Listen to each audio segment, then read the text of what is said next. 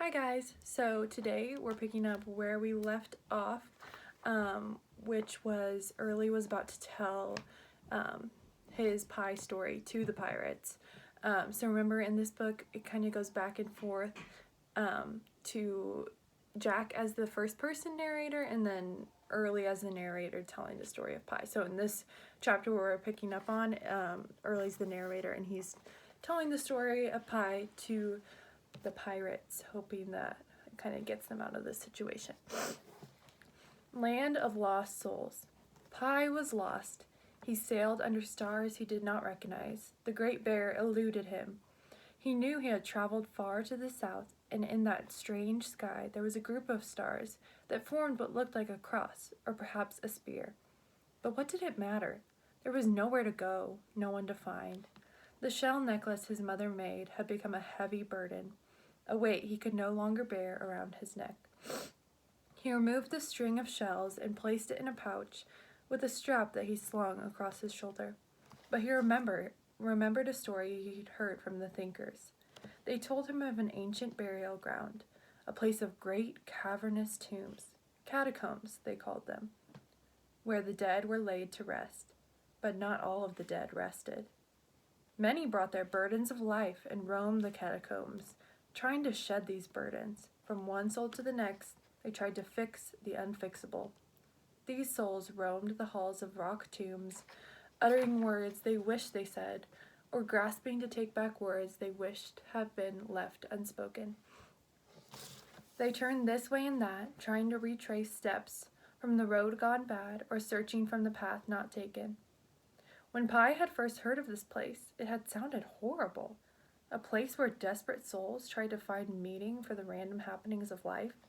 He shuddered to think of it, and wanted never to go to such a miserable place.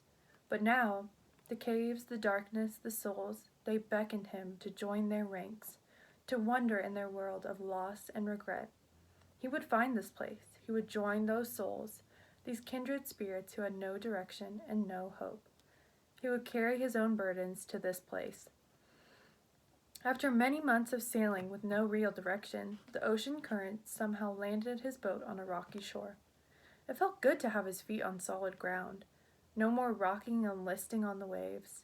So he left his boat behind and set off. He walked and walked, and as he made his way inland, the trees grew large and thick around him, buffering him on all sides.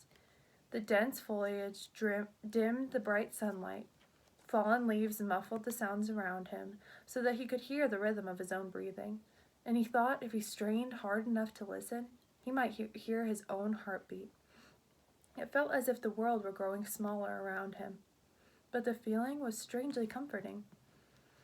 Then he realized he was not alone. At first it was just a movement, a flutter of leaves or a branch twitching back and forth, then a glimpse of something passing just out of sight. Eventually he saw them.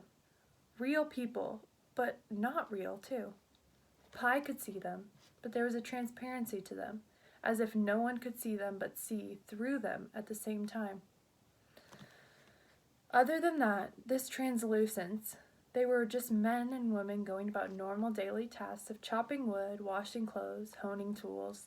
They lived near one another, but separately, in tents and huts.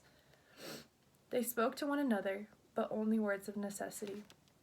Pie eventually took his place among them, set up his own tent and his own work. But still he wondered, who are these people and why are they here?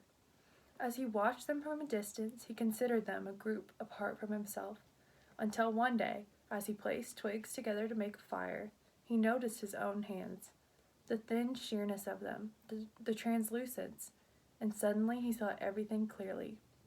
I am one of them. He saw it in his hands as clearly as he saw their faces, the grief, the loss, the pain.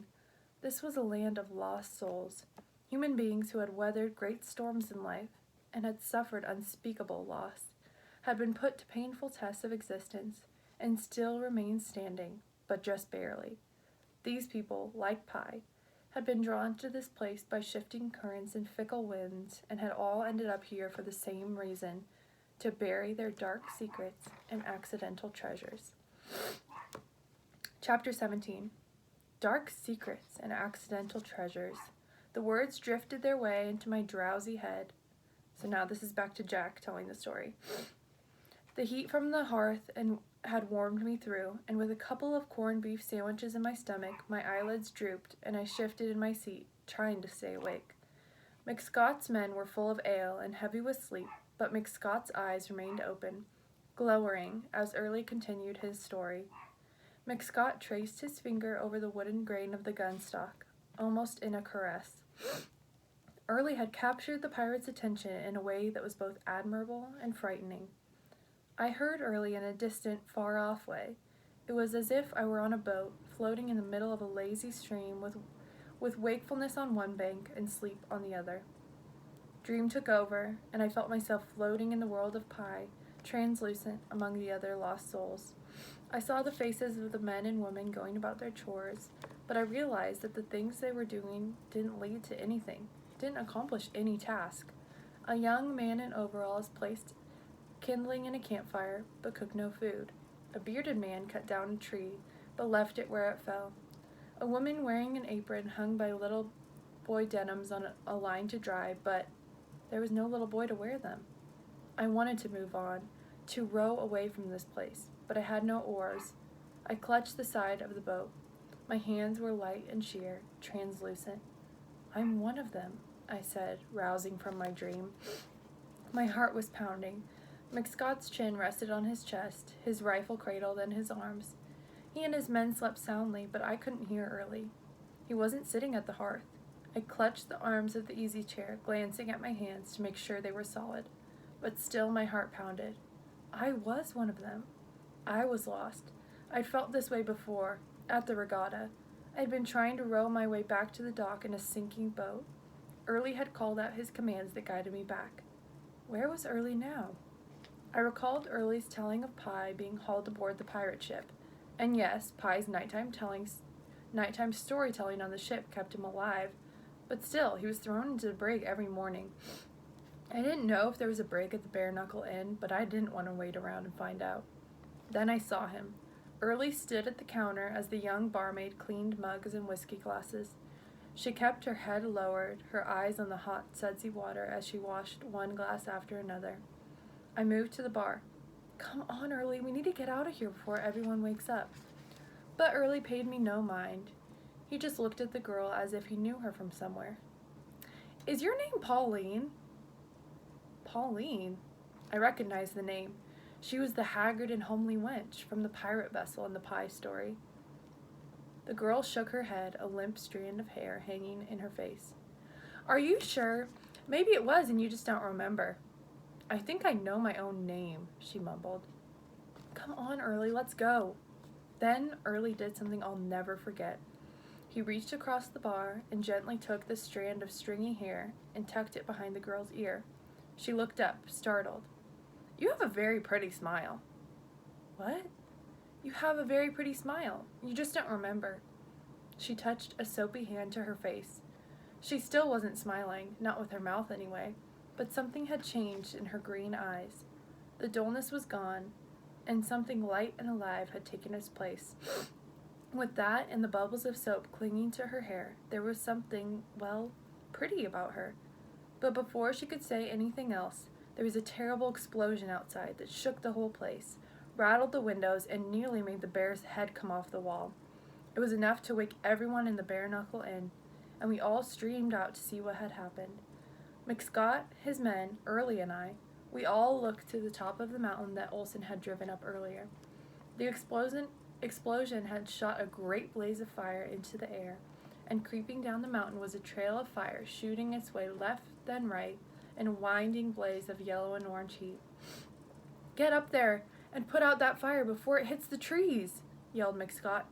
"Bring a chuck round and we'll go up the backside." Men were scurrying every which way, and I couldn't take my eyes off the blazing spectacle. "Early," I said. "Yeah, Jackie?" What was in those barrels?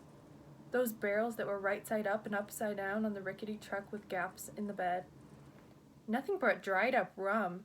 It was all turned to black powder. Black powder. Explosive powder. It must have been the pouring out of the kegs, all the all the winding way up the mountain. I didn't know if it was the gas lantern or maybe a stray cigarette that had set off the explosion, but it didn't matter. Early needed no explanation as he looked up the mountain in awe.